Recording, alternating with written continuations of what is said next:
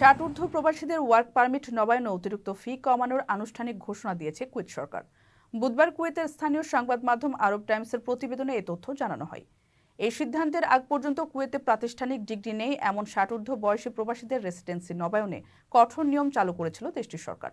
2021 সালের শুরু থেকে এই আইন কার্যকর হওয়ার ফলে 60 বছরের বেশি বয়স্ক নন ডিগ্রিধারী অনেক প্রবাসী স্বাস্থ্য বীমা এবং সরকারি ফি সহ প্রতি বছরে প্রায় 800 দিনার পরিশোধ করে দেশটিতে অবস্থান করছেন।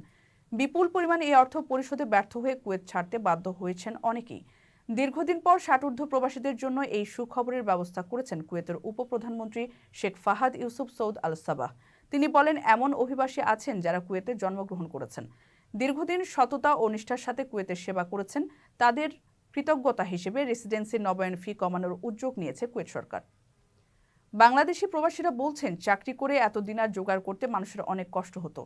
যারা অনেকদিন ধরে এখানে ব্যবসা বা চাকরি করছেন, যাদের বয়স 60 পার হয়ে গেছে, এটা তাদের জন্য একটি সুবর্ণ সুযোগ।